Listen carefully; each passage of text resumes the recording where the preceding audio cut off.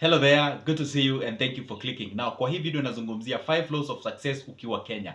Ni laws gani unafaa kuzingatia for you to be successful in this country? And guess what? Kila country inakuwa na characteristics zake ambazo unafaa kuzingatia for you to be exactly successful in that given country.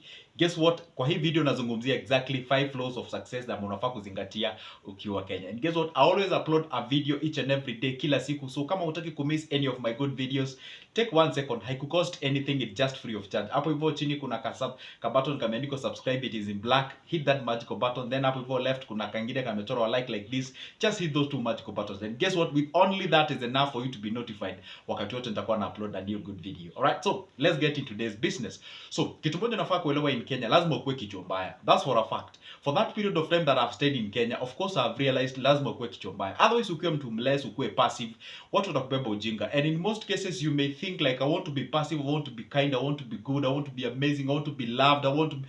You get the point. You playing the fit in game. Wasi watakubeba ujinga. And by the way, hebu take an example one Nairobi one. People are always fast. Kila mtu ana hustle na side zake na kila mtu anavuta. Ni kama Waswahili wanasemanga mwamba ngombo vuta kwa upande wake. So kila mtu anavuta kwa upande wake. And that's okay. Hiyo ni policy ambayo ili advocate yangu na our forefathers. Walisemanga our country is a capitalist country. But if ukienda kaa Tanzania, wao ni communist na wale ni wase ambao ni wako na umoja or something of sort. But in Kenya is everyone for themselves and God for us also. Kitu cha kwanza Kenya unafaa kuwa nayo ni kichwa ngumu ama kichwa mbaya. And then okay, kichwa mbaya simaanisha ati unahamu watu, hapana. Maanisha kichwa mbaya yani ule msemo unakuwa tu mu aggressive. You get the point? Like ukisema hivi ni hivyo, like wasiwe sikubebe ujinga. Na lazima ukae nikao unajua nini unafanya. Tuseme labda uko tao, hujui tao vizuri, you're going somewhere, usikae kama umepotea. Yani kaa tu ule msemo ngumu tu, hata ukiuliza place uliza nikao unajua. Alright, so that's how you're supposed to be. Na hiyo ni kitu nimekuja kurealize, lazima ukuwe kichwa mbaya ama kichwa ngumu for you exactly to be successful in this country. Kitu ya pili nimekuja kurealize, history ya kutrust almost kila mtu. You are out there, maybe start, let's say God alikupea chance ukaenda outside the country. Unapata dodo zako zote unazituma home. Let's say where your lady uliachaka toi home. Au ni man uliachaka katoi home, maybe na wife ama na whoever the person you left with. And then unawatumianga tu do wa kusuportia mtoi, wa kulelea mtoi, wasomeshe mtoto na vitu kama hizo. So to a point whereby you feel like okay, maybe I should start a business for them, and maybe wao wanakuambia waanze biashara for them. Kitu kama hiyo. So unapatanga wanafilisisha biashara, hawajui kurun biashara, and then at the same time pia wanakutisha do at the time. Kitu moja kuja kurealize that ukiback home and then you have not saved anything, wow the same people walikuwa na support ukiwafanyia everything that walikuwa nakuuliza, wao ndo watasema wewe utumiangi akili, do zako uli misuse, na that's why you are ulipewa chance ya kwenda can mimi nilipewa chance ka. You get the point. Na they're the same people ambao walikuwa wanakutumia. And let me tell you one secret. Kitu moja kusema ati una trust your brothers, your sister, your mother, your father, I don't know, your family members, ati yo stu tumelelewa naye miaka 20, so mimi mtu najua. Let me tell you one thing. Okay, ni sawa unaweza kuwa na mtu kama huyo, but let me tell you one secret. Usitrust mtu fully na do zako ama na anything that unafanya. Pia hata next move usiwaishia na mtu yote. Wewe tu kanyagia stories zako zenye unafanya so that you don't be read by anybody. So that by the time wana realize usha move out na usha kuwa successful, by the time wanakuuliza uli manage kudu aje, then you can support them later. But I want to tell and share everything that you are doing, then utajipata kwa noma, and that is the most dangerous thing that you can ever do when it comes to this Kenya that you are living in. Hiyo ni point number 2. Point number 3. Hii Kenya kuna dome. That's for a fact. Tusidanganywe na msee. Wanasema ati Kenya kuna uongo. Kenya kuna pesa, money is there and it is in plenty. Hiyo mentality tuko nayo ati money is a scarce commodity. Sijui tunafaa pesa ziko Kenya. That's for a fact. Ukifungua tu macho tu vizuri, utumia akili yako, that ka thing yenye uko nao, maybe you have a talent, you have a skill, you have something that you ability that maybe you learn kutoka kwa chuo ama kitu kama hiyo. As in kuna kale kitu ambao unaweza fanya. Just look around. Where you live in, just look around.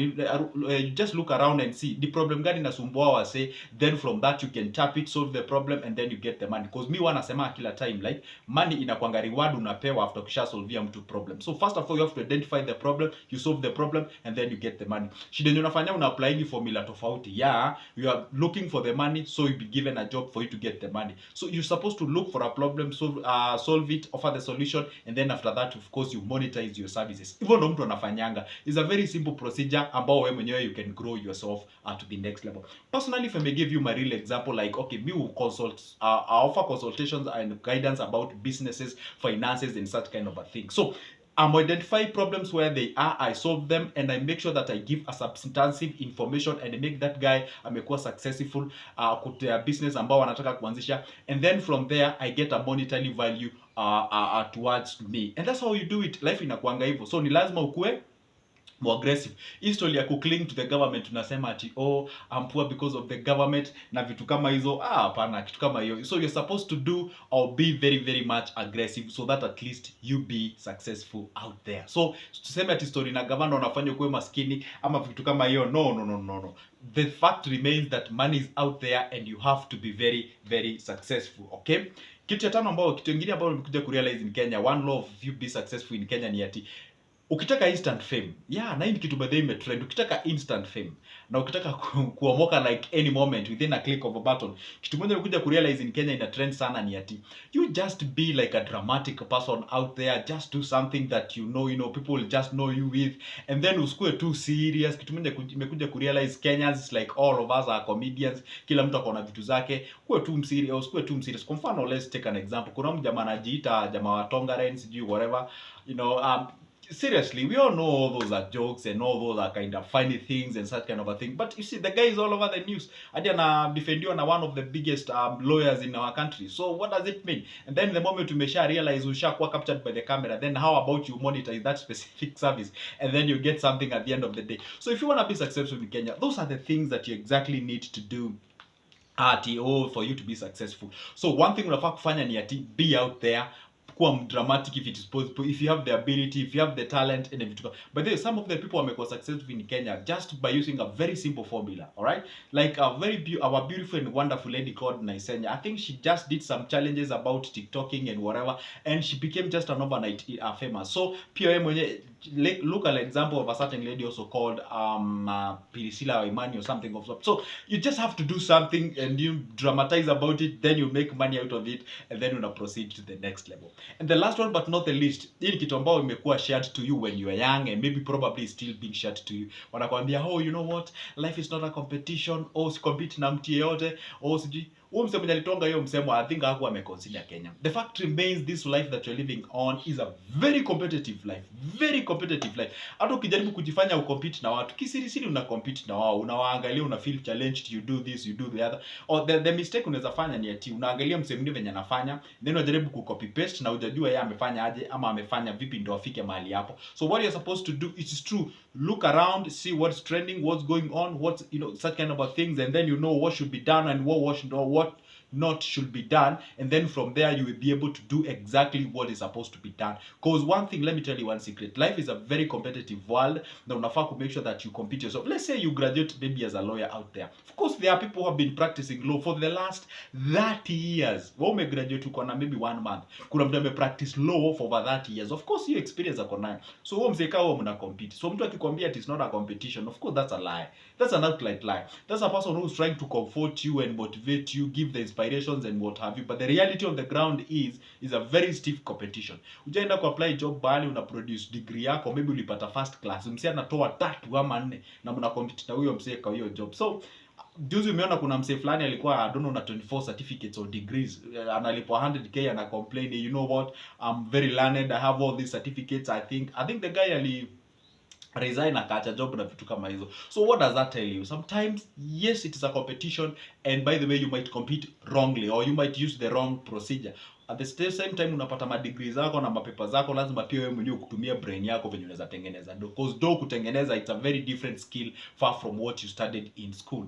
And that's why I bet I don't like history na chuo hivyo na cause huwa wafunzangi story mingi kuhusu dom. But anyway, guess what? Those are 5 best ways or best laws that unafaa ku apply Kenya for you to be successful. If I may just recap 5 of them. Kitu ya kwanza nimesema, one thing sababu unafaa kuwa kichwa mbaya in Kenya, lazima ukuwe msee mwenye ni aggressive, lazima usikue msee passive na vitu kama hiyo. You want to be kind to people but treat them good. But once you be overkind to people, wanakutekingi that one for weaknesses. Kitu ya pili, Kenya kuna doors, fikiria ati ni gavana inafanya kuwa maskini. So just be aggressive out there, tap opportunities, use your skills, use your talent, use your abilities, use all those things, and by the time una exhaust zote tatu, of course kuna yenye itakuwa itakufit na unaweza move to the next level.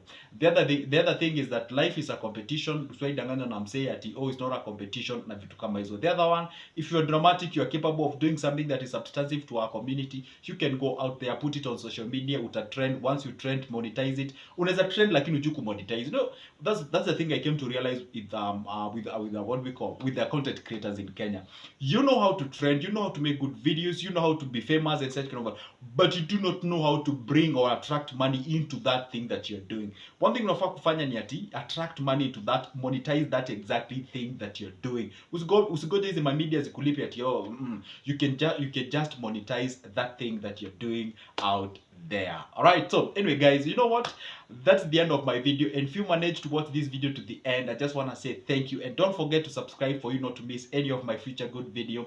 And by the way, guess what, if you're out there, you would like to get any of my booklets about investments, I have them ready for you. Nitaacha namba yangu kwa description of this specific video. You can just check it out, give me a call or text. You can get any copy you want. I have multiples of business plans ready for you for only 280 bob. I have other big booklets about shares, money market fund, treasury bills, bonds, and what have you for only 220 each. So if you can just give me a call or give me a text on my WhatsApp, then you'll be able to get all those copies and you move to the next level. If you're out there, you would like to get any consultations as far as the finance is concerned, money is concerned, businesses, investments na vitu kama hizo, I'm just a call away. Just give me a call, and then from there we can talk business and move to the next level. For now, it's a goodbye and see you in the next one. Oh, and don't forget to comment down below, tell me what you think, because I'm a believer you got something.